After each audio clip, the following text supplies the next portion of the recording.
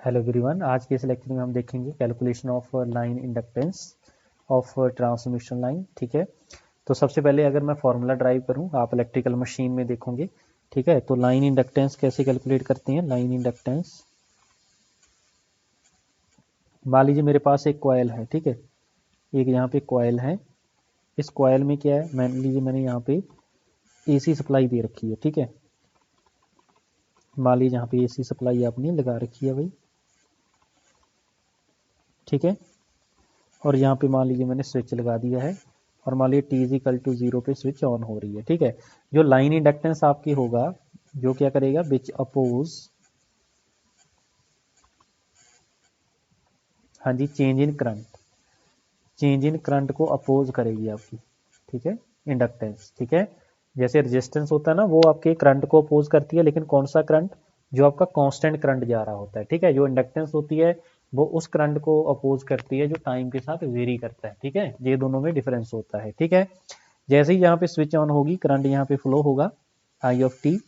ठीक है, तो इसके अंदर राजी क्या प्रोड्यूस होगा, फ्लक्स प्रोड्यूस हो जाएगा, क्योंकि इसकी नंबर ऑफ टर्न एन है, तो इसके अंदर क्या प्रोड्यूस होगा राजी, फ्लक्स प्रोड्यूस हो जाएगा। ठीक है, बोलो जी ओके हुआ, तो इसके अंदर भाई फ्लक्स प्रोड्यूस हो जाएगा। ठीक है, अब आपको एक चीज तो क्लियर है, एमएमएफ, एमएमएफ क्या होती है, एन इंटू आई होती है। ठीक है, number of turn into current I. ठीक है, तो टाइम वेरिंग फ्लक्स जो होती है, क्योंकि आपके पास सप्लाई कौन सी है, टाइम वेरिंग है, उससे करंट बना, टाइम वेरिंग बनेगा, उस टाइम वेरिंग से जो एमएफ बनेगी वो टाइम वेरिंग बनेगी, उससे जो फ्लक्स बनेगी राजे, वो भी क्या बनेगी, टाइम वेरिंग बनेगी। ठीक है, मीन्स जो आपकी फ्लक्स होगी वो टाइम वेरिंग होगी।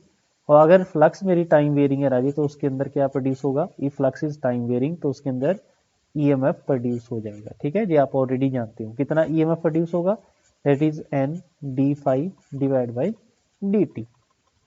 ठीक है, बुक्स में कई बार यहाँ पे नेगेटिव साइन लगा देती हैं, this negative sign is due to Lenz's law. ठीक है, दैट इज लेंजेस लॉ। अगर मान लीजिए यहाँ पे आपने पोलैरिटी, जो वोल्टेज बन रही है, अगर उसकी पोलैरिटी आपने सर्किट में असाइन कर दी, तो यहाँ पे नेगेटिव साइन लगाने की जरूरत नहीं है। ठीक है, तो अब ट्रांसफार्मर के लेक्चर अवेलेबल हैं, तो इलेक्ट्रिकल मशीन में जाकर देखिए, इन डिटेल आपको बताया गया है। ठीक है, यहाँ पे मैं जस्ट ब्रीफ बता रहा हूँ what is the value of inductance. ठीक है, बोलो जी हो जाएगा। तो यहाँ पे जो ईएमएफ इंड्यूस होगी उसकी वैल्यू आपने निकाल दी, N D five divide by D T. अब मैंने क्या किया, इसको थोड़ा सा चेंज ऐसे कर दिया, डी आई से मल्टीप्लाई कर दिया और डी आई से डिवाइड कर दिया, और उसको बखरा बखरा मैंने लिख लिया है। ठीक है, बोलो जी, लिख सकते हैं ऐसा, बिल्कुल ऐसा लिख सकते हैं। ठीक है, ये जो फैक्टर आपके पास आ गया राजे, this is nothing but L, ये वोल्टेज थी, जो वोल्टेज इंड्यूस हो रखी थी। ठीक है, V of T that is equal to, इसको ऐसे लिख सकते हैं, L D I divide by D T. हमें तो एल चाहिए था। ठीक है, तो एल की वैल्यू क्या आ गई राजे, N D five divide by D T. ठीक है, फाइव होता है मेरे पास फ्लक्स, ये होता है ड्यू टू वन टर्न। ठीक है, एक टर्न की वजह से जो प्रोड्यूस होती है।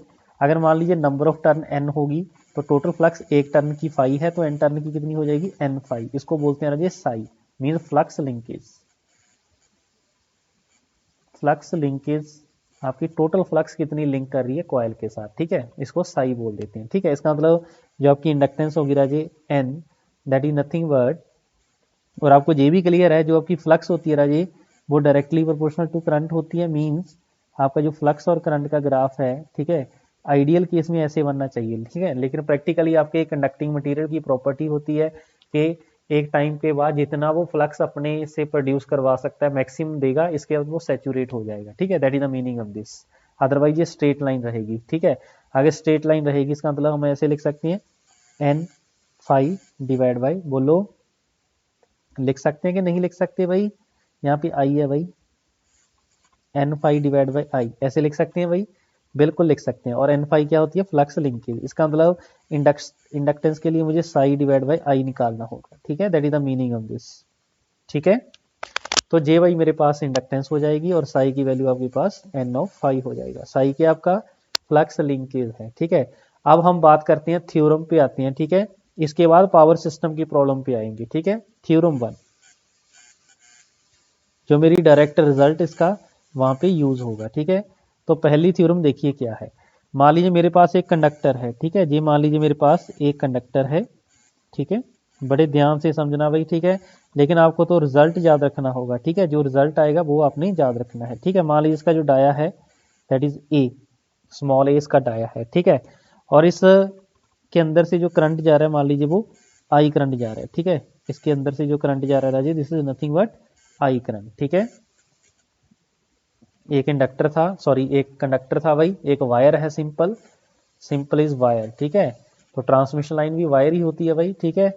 ये वायर है जिसका रेडियस मान लीजिए ए है, ठीक है। रेडियस कितना है भाई, ए है। ओके हुआ इतनी बात। अगर मैं इसका टॉप व्यू दिखाऊं, टॉप व्यू ऊपर से जब इसको देखोगे आपको ये सर्कुलर नजर आएगा, ठीक है। और इसका रेडियस राजे आपने कितना दिखाया है, that is radius is a, ठीक है। अगर एक सिंपल वायर है उसमें से करंट अगर ऐसे जाएगा तो उसकी फ्लक्स कैसे प्रोड्यूस होगी राजे।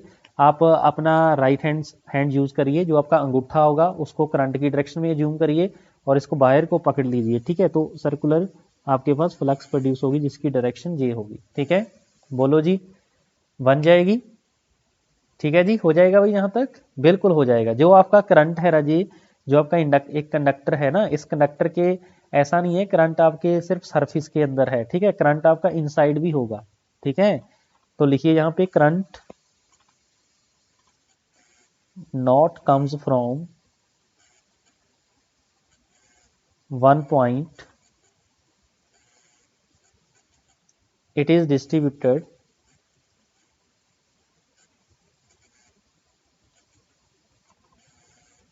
इन होल रीजन, ठीक है। ये जो आपके पास कंडक्टर है ऐसा नहीं है एक पॉइंट से कंडक्टर आ रहा है, इसके हर एक पार्ट में से करंट निकल रहा है। इसका मतलब अगर मैं कंडक्टर की बात करूं तो कंडक्टर के, इसका मतलब अंदर भी करंट होगा। अगर इस डायग्राम से देखें, ये इनसाइड वाला पॉइंट मैं बता रहा हूं, ठीक है। सरफेस पे तो होगा ही होगा, ठीक है, सरफेस पे भी होगा। अगर मैं ऐसे दिखाऊं तो सरफेस पे भी करंट होगा ही होगा, लेकिन इसके इनसाइड भी करंट आपका बाहर जा रहा होगा, ठीक है। That is the meaning of this, right. तो अगर इसके अंदर करंट जा रहा है, इसका मतलब जो अंदर करंट है उसकी वजह से इंडक्टेंस मुझे अलग से कैलकुलेट करनी पड़ेगी।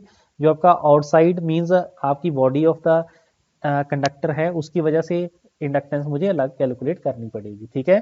तो सबसे पहले हम देखते हैं इंटरनल इंडक्टेंस, ठीक है। इंटरनल इंडक्टेंस लिखिए जी, internal inductance, internal inductance due to internal current की वजह से होगी, इंटरनल इंडक्टेंस। करें जी कैलकुलेट, बिल्कुल कर लेते हैं भाई। तो आपको मैंने अभी बताया था, अगर इसका टॉप व्यू देखें तो ये इसका टॉप व्यू है जी। यहाँ पे रेडियस कितना है, ए रेडियस है, ठीक है। इस कंडक्टर का रेडियस कितना है, ए। मान लीजिए मैं इनसाइड के लिए यहाँ पे आर रेडियस का एक सर्कल और ड्रा कर लेता हूँ, ठीक है। तो इनसाइड के लिए मैंने क्या किया, एक सर्कल ड्रॉ किया इनसाइड जिसका रेडियस मान लीजिए आर है, ठीक है। तो इस वाले पोर्शन का मैं फ्लक्स कैलकुलेट कर लेता हूं, ठीक है। उसकी वजह से मेरा इंडक्टेंस आ जाएगा, ठीक है। चलिए देखिए कैसे, आपने करना है calculate L internal,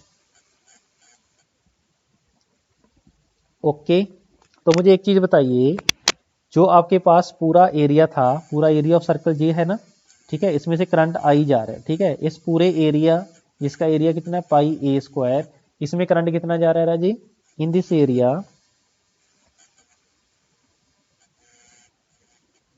pi a square area में से कितना करंट जा रहा है, टोटल करंट आई जा रहा है, ठीक है। मान लीजिए ये करंट आई जा रहा है इस इंडक्टर के अंदर से, ठीक है, करंट आई जा रहा है। तो लेकिन ये जो आपने आर वाला पोर्शन लगाया है, ठीक है, ग्रीन वाले पोर्शन में से करंट कितना जाएगा, बोलो। उसका एरिया कितना है पाई आर स्क्वायर, ठीक है। उसमें कितना जाएगा, I divide by pi a square into pi r square, क्योंकि टोटल करंट आई जा रहा है ना। अगर मैं थोड़े से पोर्शन की बात करूं उसमें कितना जाएगा, हम ऐसे निकाल सकते हैं, ठीक है। पाई के साथ पाई कैंसिल हो जाएगा, means I r square divide by A square, ठीक है। आर क्या भाई, आपका इनसाइड वाला सर्कल का रेडियस है, ए क्या आपके पास कंडक्टर का रेडियस है, ठीक है। बोलो जी, हो जाएगा कि नहीं हो जाएगा, बिल्कुल हो जाएगा। और आपको ये भी क्लियर है, जो आपकी इंडक्टेंस है वो किस किस पे डिपेंड करेगी राजे, नंबर ऑफ टर्न पे, ठीक है। ये जो करंट है आई, ये आपका फ्लक्स को भी चेंज करेगा और नंबर ऑफ टर्न के साथ भी ये वेरी करेगा, बोलो। बिकॉज जो आपका करंट होता है that is directly proportional to number of turns. अगर मैं आपसे बोलूँ एक कंडक्टर के अंदर 3 टर्न है, एक में करंट आई जा रहा है, तो टोटल करंट कितना जाएगा, दोनों ऐड हो जाएगा भाई, तीनों 3i हो जाएगा। ठीक है, that is the meaning of this. तो इसका मतलब ये हुआ, अगर मैं इस कंडक्टर को एक टर्न मान लूँ, ठीक है, इसका मतलब एक टर्न में करंट कितना जा रहा है, आई। ठीक है, तो आई करंट कितनी टर्न में जा रहे हैं भाई, एक टर्न में जा रहा है। तो हमारे पास कितना करंट आया, जे वाला करंट जो आपने स्मॉल एरिया के लिए निकाला है, इसके लिए कितनी टर्न होगी, आई r square divide by A square के लिए कितनी नंबर ऑफ टर्न होंगी राजे, जल्दी से बताओ। इसमें से करंट कितना जाएगा, आर स्क्वायर ए स्क्वायर, इतनी टर्न होंगी। ठीक है, समझ रहे मेरी बात। ये जो मैंने कंडक्टर ज्यूम किया था, मान लीजिए उसके अंदर एक टर्न है। ठीक है, इसका मतलब ये जो आई करंट है उसमें कितनी टर्न है राजे, 1 है।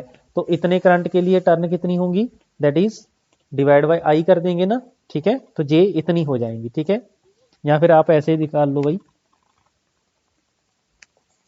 तो 1 एम्पियर के लिए कितनी टर्न होगी, 1 डिवाइड बाई आई टर्न। ठीक है, तो इतने करंट के लिए कितनी हो जाएगी भाई, इसके साथ मल्टीप्लाई कर दो, I r square by A square. ठीक है, तो कितनी बचा भाई, r square divide by A square turn. चलिए, नंबर ऑफ टर्न भी मेरे पास आ गई है, बोलो जी। बिल्कुल आ गई है। ठीक है, अब देखते हैं by amperes, by amperes circuital law. J क्या बोलता है, एच डॉट डी एल, इसका close interval that is equal to current enclosed. अब हम करंट किसका निकाल रहे हैं ना जी, आपके कंडक्टर के इनसाइड पोर्शन का। ठीक है, यही था ना आपके पास। ये मान लीजिए मेरे पास एक कंडक्टर है राजी, ठीक है, जिसका रेडियस कितना था ए। मैंने इसके इनसाइड एक सर्कल और लिया जिसका रेडियस कितना है राजी, आर। ये आर रेडियस लिया। ठीक है, तो मुझे इसका निकालना है। ठीक है, इसका क्या निकालना राजी, बोलो जी। इसका मुझे निकालना है आई इनक्लोज्ड। ठीक है, तो मुझे एक चीज बताइए, इसके अंदर से जो करंट जाएगा उसकी जो फ्लक्स बनेगी राजे, सर्कुलर ही बनेगी, आपने ऑलरेडी जानते हो ये चीज। ठीक है, तो इसके साथ अगर मैं इसको कैलकुलेट करना चाहूँ, ठीक है, तो वो देखिए कैसा होगा। तो मुझे एक चीज बताइए, ये जो आपका एच होता है, एच तो आपका कांस्टेंट रहेगा, ये तो मेरा एज इट इज बाहर आ जाएगा। अंदर क्या बचेगा, 1 dot D L, that is, हाँ जी, आपका जो पोर्शन आर है, रेडियस आर है, इसमें से करंट कितना इनक्लोज्ड है राजी, बताइए। इसमें से करंट इनक्लोज आपने निकाल रखा है राजी, आई आर स्क्वायर ए स्क्वायर। ठीक है, आई r square divide by A square. ठीक है, अब इसका 1 डॉट डी एल, आप इसका सर्कमफ्रेंस निकाल दो भाई। तो इसका रेडियस अगर आर है तो इसका मतलब कितना पोर्शन कवर करेगा जी, 2 पाई आर। ठीक है, तो H into 2 pi r that is equal to I r square by A square. बोलो, सिंपल है भाई, एक आर के साथ आर कैंसिल हो जाएगा, तो एच निकाल सकते हो इसके साथ at this point P. P point पे आपका जी इंडक्टेंस आ गया। ठीक है जी, तो एच कैलकुलेट करने के लिए मुझे लूप लेना पड़ेगा। लूप कौन सा भाई, बोलो, जो रेडियस आर का है। ठीक है, तो उसके साथ मैंने इसको निकाल लिया है। ठीक है जी, तो यहाँ पे क्या कितना बचेगा भाई, I R divide by 2 pi a square. ठीक है, तो ये मेरे पास एच आ जाएगा। ठीक है, अभी कुछ भी चीज याद नहीं रखना है, मैं मेथड बताऊंगा याद रखने के लिए। ठीक है, वो हम करेंगे आगे। ठीक है, तो फ्लक्स फाई क्या होता है राजी, B into cross sectional area. ये जो क्रॉस सेक्शनल एरिया होता है, इसकी जो डायरेक्शन होती है राजी, वो क्या होती है, direction of this that is perpendicular to B. जो बी होगी उससे 90 डिग्री होती है। ठीक है, बोलो। तो आपको ये चीज क्लियर है, बी तो मेरा सर्कुलर है, बी इज सर्कुलर, तो उसके परपेंडिकुलर क्या होगा, मुझे एक रेक्टेंगुलर ऐसे स्ट्रिप ले लेनी होगी। ठीक है, टेक आ परपेंडिकुलर स्ट्रिप्ट। ठीक है, तो एक स्ट्रिप्ट ले लेंगे। ठीक है, इसको कैलकुलेट करने के लिए। ठीक है, चलिए, तो बी जो मेरे पास होगा that is nothing but mu into H होता है। ठीक है, दैट इज म्यू, उसकी वैल्यू पुट कर देते हैं भाई, I R divide by 2 pi a का स्क्वायर। ठीक है, चलिए, अब मेरे पास देखिए, इसको कैलकुलेट करने के लिए मैं क्या कर रहा हूं, एक स्ट्रिप्ट ले रहा हूं। ठीक है, मान लीजिए मेरे पास पूरा कंडक्टर था जिसका रेडियस कितना था आर। मैंने एक स्मॉल पोर्शन लिया इनसाइड वाला जिसका रेडियस आर था। ठीक है, तो आपको ये तो क्लियर है, यहाँ पे जो फ्लक्स बन रही होगी, जो बी बन रहा होगा वो सर्कुलर बनेगा। ठीक है, तो ये सर्कुलर बनेगा। तो उसको कैलकुलेट करने के लिए मैंने क्या किया, एरिया को कैलकुलेट करने के लिए यहाँ पे एक परपेंडिकुलर हल्की सी स्ट्रिप ली, very small area D A. ठीक है, मान लीजिए इसकी लेंथ जो है स्ट्रिप की वो एल है। ठीक है, और ये जो डिस्टेंस है that is very small D r. ठीक है, ऐसे मान सकते हो कि आपका ये रेडियस ए है, इसके इनसाइड आपने क्या किया, आर रेडियस का सर्कल लिया। ठीक है, रेडियस आर है जी, तो आपने वहां पे एक स्मॉल एरिया का स्ट्रिप ले लिया। ठीक है, दिस इज एरिया, इस एरिया की वैल्यू कितनी होगी डी एक्स, और ये जो डिस्टेंस है जे वाली distance that is nothing but d r, that is the meaning of this, right. चलिए, तो एरिया आपका स्ट्रिप्ट का क्या होगा d a which is equal to length कितनी है एल इंटू डी आर। ठीक हुआ इतनी बार।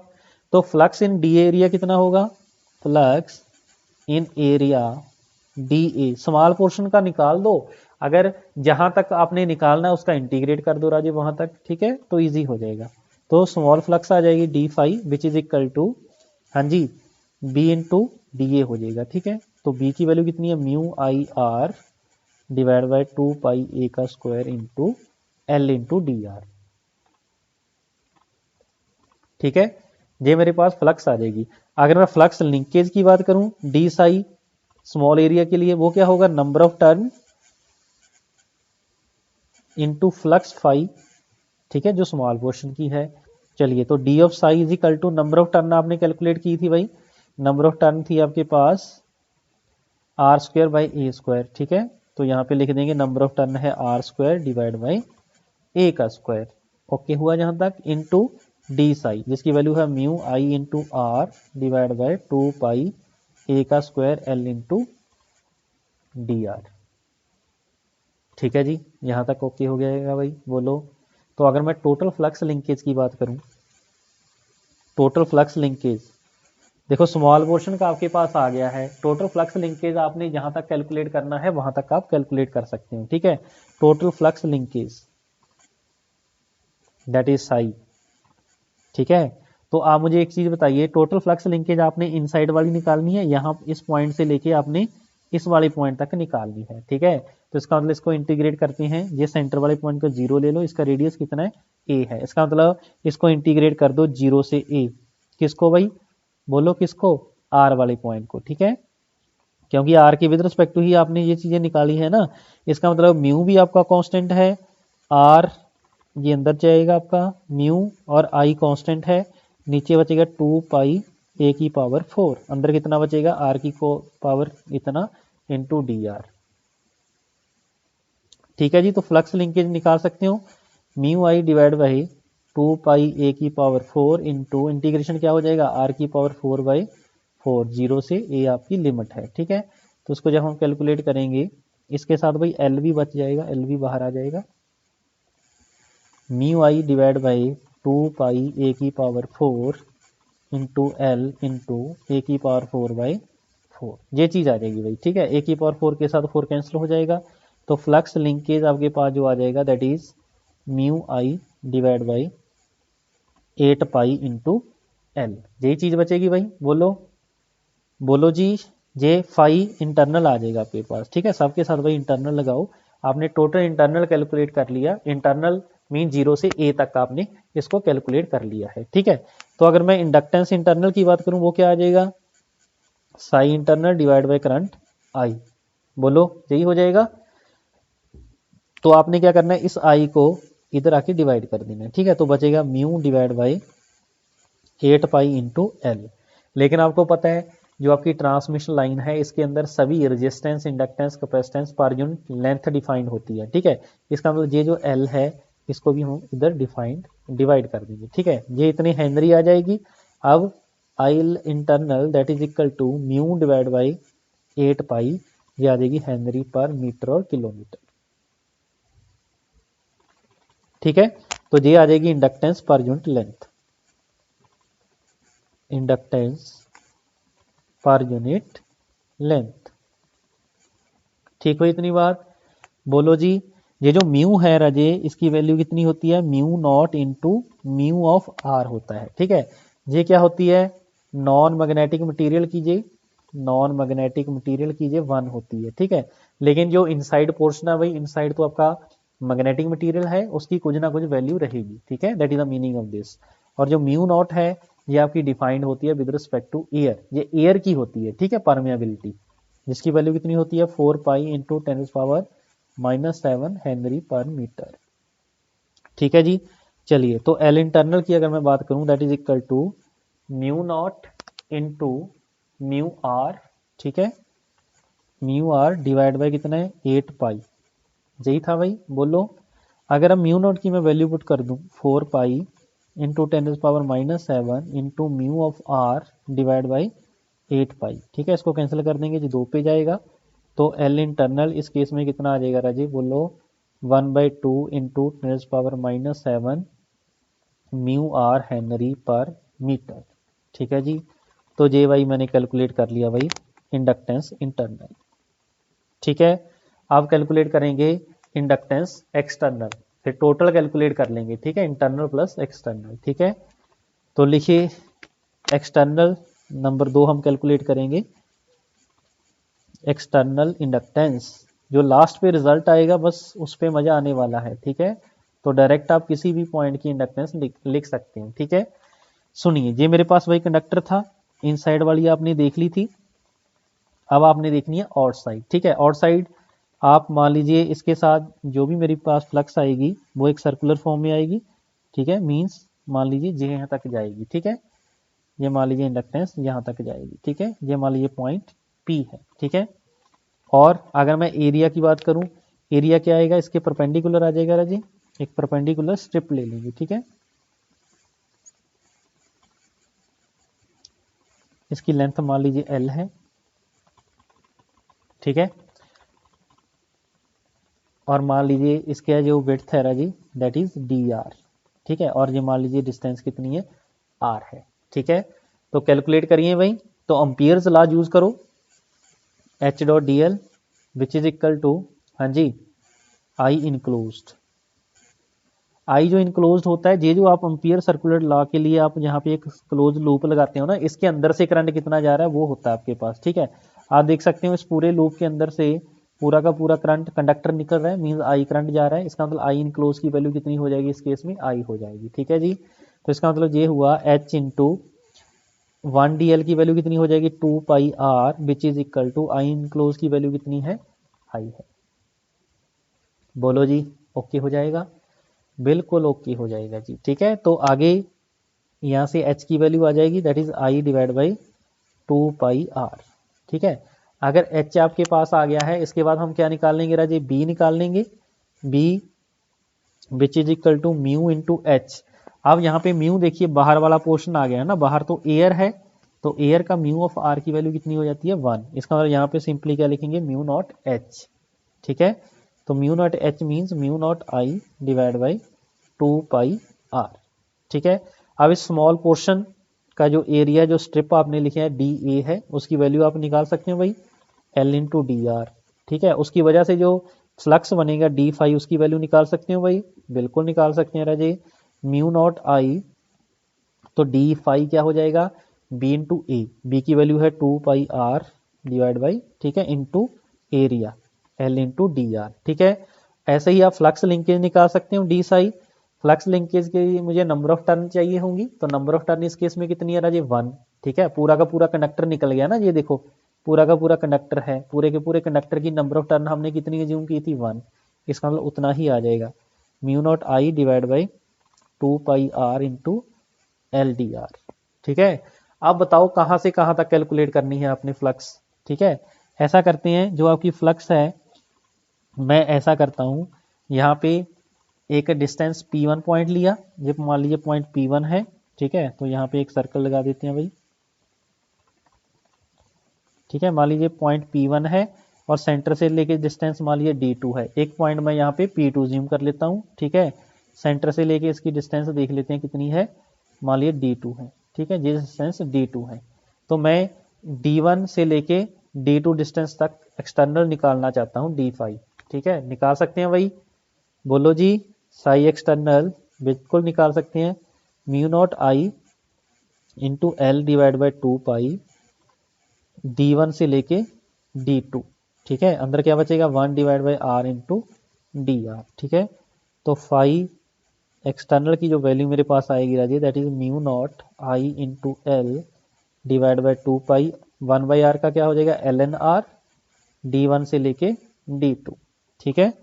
तो mu not I divide by l divide by 2 pi into l n D2 minus l n D1 आ जाएगा, ठीक है।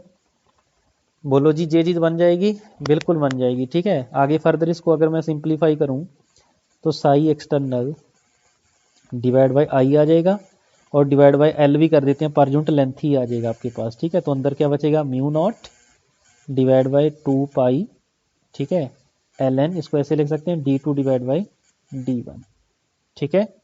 तो ये क्या हो जाएगी राजे external inductance L external per unit length which is equal to mu naught की वैल्यू कितनी होती है राजे 4 पाई इंटू 10⁻⁷, ठीक है, डिवाइड बाय देखो कितना है 2 पाई, तो आंसर कितना आ जाएगा 2। तो इसको हम डायरेक्टली लिख लेते हैं 2 into 10⁻⁷ L n D2 divide by D1, ये आ जाएगा हेनरी पर मीटर, ठीक है, वेरी इंपॉर्टेंट।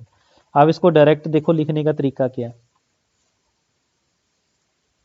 मान लीजिए आपके पास एल एक्सटर्नल आपने लिखना है, ठीक है। मान लीजिए आपके पास एक कंडक्टर गिवन है भाई, ये कंडक्टर है, ठीक है। सपोज मान लीजिए आपके पास यहाँ पे पॉइंट एक ए है, ये पॉइंट एक डी है, ठीक है। आपने इसकी एल एक्सटर्नल देखनी है कितनी होगी, तो एल एक्सटर्नल आपने डायरेक्ट लिखना भाई 2 इंटू 10⁻⁷, ये याद रखना प्रोसीजर, ठीक है, एल एन, ठीक है। अब जहाँ तक जाना है डी और जहाँ पे देखना है डी वाई ए। मान लीजिए आपने यहाँ पे एक पॉइंट पी है और आपने क्यू तक जाना है, ठीक है, जो दूर वाला पॉइंट है मान लीजिए क्यू है, ठीक है।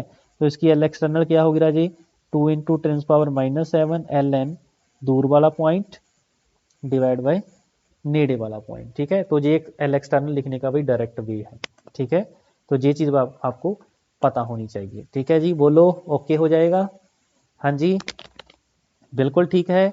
चलिए अब निकालते हैं इसका टोटल इंडक्टेंस, ठीक है। तो टोटल इंडक्टेंस कैसे निकलेगा l total due to this conductor, l total which is equal to l internal plus L external, ठीक है।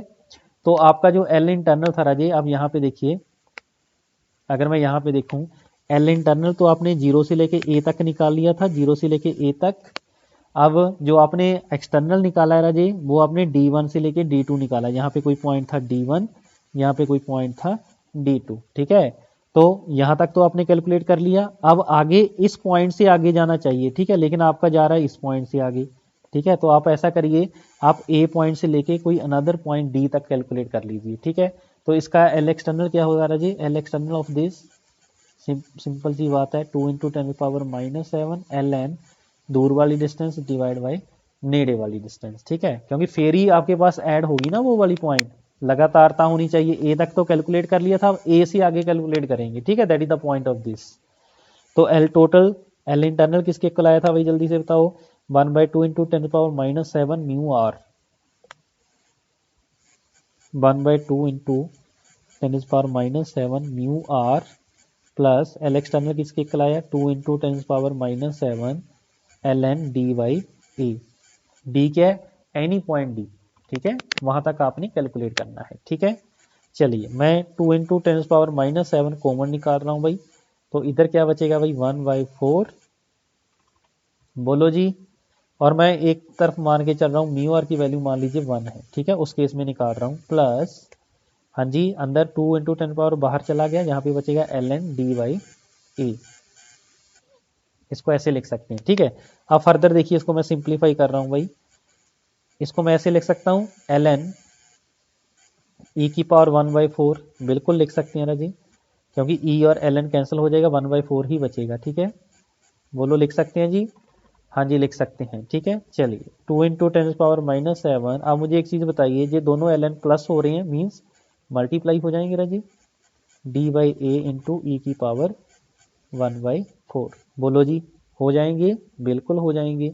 अब इसको मैं अगर और सिंप्लीफाई करूं तो ऐसे लिख सकते हैं L N D divide by E की पावर 1/4 माइनस का इंटू ए, माइनस पावर ऊपर जाके प्लस हो जाएगी, ऐसे लिख सकते हैं, ठीक है। और e की पावर -1/4 की वैल्यू आप कैलकुलेट करो, दैट इज 0.7788, ये चीज़ आ जाएगी, ठीक है। बोलो जी ओके हो जाएगा, बिल्कुल ओके हो जाएगा भाई। तो 2 इंटू 10⁻⁷ ln, तो यहाँ पे क्या बचेगा, d डिवाइड बाई 0.7788 a, ये चीज़ बन जाएगी भाई, बोलो बन जाएगी, बिल्कुल बन जाएगी, ठीक है। इसका मतलब एल टोटल की जो वैल्यू है इसको मैं फर्दर और चेंज कर रहा हूँ भाई, 2 into 10⁻⁷ ln d divide by a dash, ऐसे लिख दें भाई, बोलो जी लिख सकते हैं भाई ऐसे, बिल्कुल लिख सकते हैं। जो a डैश वगैरह जी उसकी वैल्यू कितनी हो जाएगी, a डैश की जो वैल्यू होगी that is nothing but 0.7788 into A, ठीक है। तो a डैश को हम बोलेंगे राजे इफेक्टिव रेडियस, क्या बोलेंगे, इफेक्टिव रेडियस, ठीक है। इसका मतलब क्या हुआ, इसका मतलब ये हुआ हम इसको, ये जो आपके पास रिजल्ट आ रहा है, ठीक है, जो फाइनल रिजल्ट आ गया आपके पास, आंसर आ गया, ठीक है। ये देखिए आपके पास that is similar to L external की तरह आ गया ना, ठीक है। आपने क्या करना है, जैसे मान लीजिए आपके पास कोई कंडक्टर है जिसका रेडियस मान लीजिए ए है ना, रेडियस ए है, इसकी मान लीजिए आपने इंडक्टेंस निकालनी है, तो सिंपल सी बात आपने एक चीज याद रखनी है, इस कंडक्टर को आपने ए डैश वाले रेडियस में कन्वर्ट कर देना है, ठीक है। तो ए डैश वाला रेडियस क्या हो जाएगा, यहाँ पे ए डैश, वो ए डैश की वैल्यू कितनी होगी, जो भी रेडियस होगा उसको 0.7788 से मल्टीप्लाई कर देंगे, ठीक है।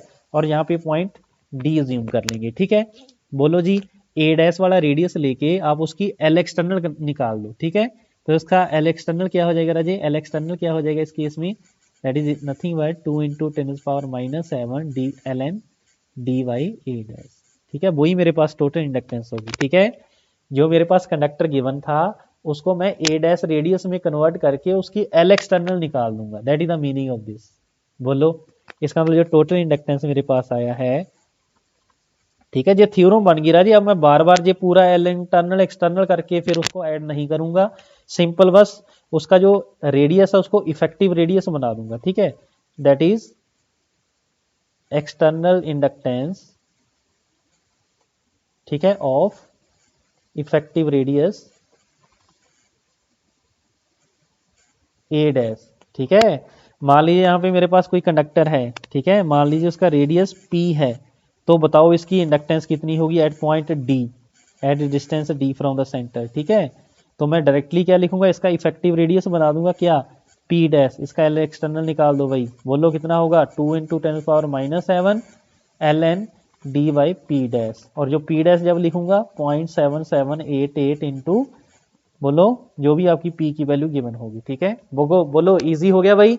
तो जी मेरे पास थ्योरम नंबर 1 है। अब मैं पावर सिस्टम की प्रॉब्लम पे आता हूं, ठीक है, inductance of single phase 2 wire line, देखो कितना इजी हो जाएगा, आपको मजा आने वाला है, ठीक है। अब मेरे पास पावर सिस्टम की प्रॉब्लम है भाई, पहले तो जस्ट कैलकुलेशन थी, पहले हम इंडक्टेंस निकाल रहे हैं, यही मैं आगे फर्दर यूज करूंगा राजे, ठीक है। Inductance of single phase 2 wire line,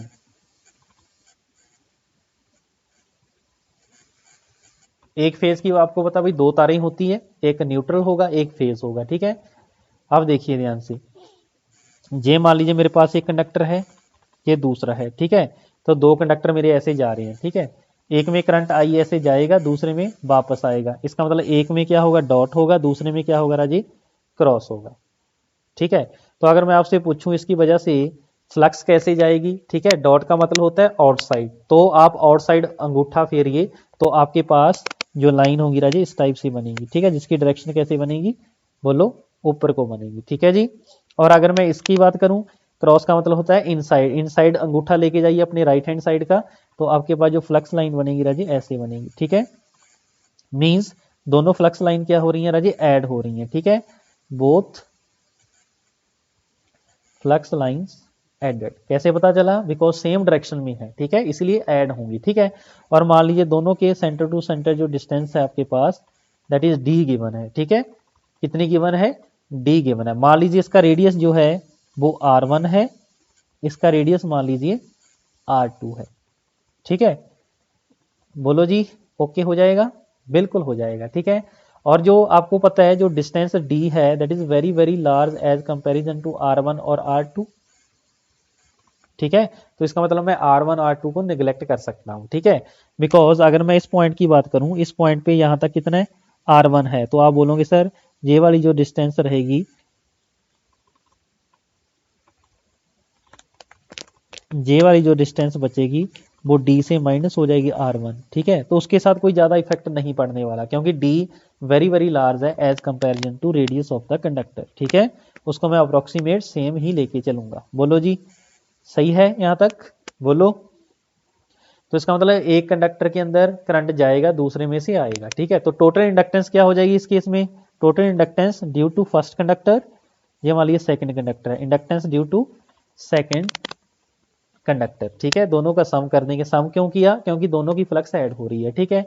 चलिए अब मैं ऐसा करता हूं, पहले एक कंडक्टर ले लेता हूं, दूसरे को नेग्लेक्ट कर देता हूं, मान लीजिए है ही नहीं है, ठीक है। L1 ऐसे निकाल लेंगे, ऐसे ही L2 निकाल लेंगे, ठीक है। देखिए कैसे, inductance due to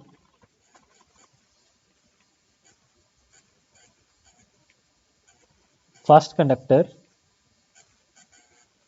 ignore second conductor. मान लीजिए सेकंड कंडक्टर है ही नहीं है, तो सिचुएशन क्या बन गई आपके पास, ये एक कंडक्टर है जिसका रेडियस कितना है R1, ठीक है, और आपकी डिस्टेंस D पे आपने इसकी इंडक्टेंस निकालनी है, तो L1 क्या हो जाएगा, बोलो जल्दी से भाई, 2 इंटू 10⁻⁻7 ln, हाँ जी, डिस्टेंस D हायर डिस्टेंस है, और R1 इसका क्या कर देंगे डैश, और R1 डैश की वैल्यू कितनी होगी राजी, जल्दी से बता दो भाई, मजा आ जाएगा, 0.7788 इंटू R1, ठीक है। बोलो भाई, सही हो जाएगा, बिल्कुल सही हो जाएगा सर, वेरी गुड, ठीक है। तो देखिए थ्योरम जो बनी थी उसी का मैं यूज कर रहा हूं। अब मेरे पास पावर सिस्टम की प्रॉब्लम आई है, ठीक है, तो आप डायरेक्टली आपने कैलकुलेट करना है, यहाँ पे जो फॉर्मूला आएगा वो आपने याद रखना है, ठीक है। ऐसे ही इंडक्टेंस निकालने की, inductance due to second conductor, यहाँ पे इग्नोर क्या कर देंगे, नंबर 1 को, ठीक है। तो दूसरे की वजह से कितनी आएगी L2, तो क्या करेंगे भाई, इफेक्टिव रेडियस कौन सा बना देंगे, R2 डैश का बना देंगे, तो और जो इंडक्टेंस एक्सटर्नल वाली है वो वाला फॉर्मूला लगा देंगे। तो डिस्टेंस D पे निकालना है और रेडियस कितना है R2, उसका क्या कर देंगे R2 डैश, और R2 डैश की वैल्यू कितनी आ जाएगी भाई 0.7788 इंटू R2। बोलो जी, कोई दिक्कत कोई कंफ्यूजन है तो भाई जल्दी से बता दो, ठीक है। हो जाएगा भाई यहाँ तक, बिल्कुल हो जाएगा। तो टोटल इंडक्टेंस L क्या हो जाएगी राजे, दोनों का सम L1 प्लस L2, तो कर दो भाई दोनों का सम। तो दोनों में से 2 इंटू 10⁻⁻7 कॉमन आ जाएगा, अंदर कितना बचेगा ln d divide by R1 dash plus ln d divide by R2 dash. ठीक हुई इतनी बात, बोलो। तो इसको फर्दर अगर मैं सिंप्लीफाई करूं, 2 इंटू 10⁻⁻7 ln, हाँ जी, D square divide by R1 dash into R2 dash, ऐसे बन जाएगा राजी। बोलो जी, बन जाएगा कि नहीं बन जाएगा, बिल्कुल बन जाएगा, ठीक है। बोलो बनेगा कि नहीं बनेगा, बिल्कुल बनेगा भाई, बनेगा क्यों नहीं बनेगा, ठीक है। तो आप मुझे एक चीज़ बताइए, अगर मैं इंडक्टेंस की बात करूं 2 इंटू 10⁻⁻7 ln, ऐसा करता हूं d divide by R1 dash R2 dash, इसका अंडरूट करके इसका होल स्क्वायर कर दूं। बोलो किसी को कोई दिक्कत है, तो किसी को कोई दिक्कत नहीं है, ठीक है। चलिए, तो ln की प्रॉपर्टी होती है, 2 आगे आ जाएगा, 2 इंटू 2 4 हो जाएगा भाई। तो यहाँ पे बचेगा ln d divide by R1 dash R2 dash, उसका अंडरूट, ठीक है। बोलो जी, इतनी आ जाएगी कि नहीं आ जाएगी, बिल्कुल आ जाएगी, ठीक है। लेकिन आपके पास जो मोस्टली क्वेश्चन होंगे उसके अंदर दोनों जो कंडक्टर होंगे वो सेम साइज के होंगे, मींस दोनों का रेडियस क्या होगा राजी, सेम होगा, ठीक है। अगर डिफरेंट होगा तो हम जे वाला फॉर्मूला यूज करेंगे, दैट इज हेनरी पर मीटर। अगर दोनों के सेम है तो इंडक्टेंस की वैल्यू कितनी आ जाएगी, 4 into 10⁻⁻7 ln d divide by R dash, ठीक है। मान लीजिए R है, ये उस केस में है जब R1 R2 और इक्वल टू R है, ठीक है। तो मेरे पास ये वाला फॉर्मूला आ जाएगा, दैट इज हेनरी पर मीटर। कोई दिक्कत कोई कंफ्यूजन है तो भाई जल्दी से बता दो, ठीक है। तो this is the formula is very important, this is for single phase system. Single phase inductance calculate करने को आ जाए तो ये वाला फॉर्मूला हम यूज करेंगे, ठीक है। बोलो जी, लेकिन एक चीज आपने याद रखना है, इस पूरे केस के लिए म्यू आर मेरा 1 था तभी ये फॉर्मूला आपके पास प्रूव हुआ है, ठीक है। अदरवाइज तो मेरे पास म्यू आर आएगा राजे, ठीक है, म्यू आर क्वेश्चन के अंदर आएगा। ये जो म्यू आर को आपने निगलेक्ट किया था, अदरवाइज मुझे ये लेना पड़ेगा, ठीक है। उस केस में हम ये वाला फॉर्मूला यूज करेंगे, एल टोटल वाला, ठीक है। लेकिन जो आपका गेट का एग्जाम्पल होगा उसके अंदर आपको डायरेक्टली ये चीज निकालनी को आएगी, ठीक है। देखो थ्योरम नंबर मैंने 1 का यूज किया, 1 के यूज के बाद देखो कैलकुलेशन कितनी इजी हो गई है ना, डायरेक्टली आपने फॉर्मूला यूज किया और आपके पास इंडक्टेंस आ गया, ठीक है। This is the inductance due to single phase 2 wire system. ठीक हुई इतनी बात, आई होप आपको भाई ये चीज समझ में आई होगी। तो नेक्स्ट फिर मैं फर्दर आगे डिफरेंट टाइप ऑफ इंडक्टेंस और कैलकुलेट करूंगा। तो मिलते हैं नेक्स्ट लेक्चर में, थैंक यू।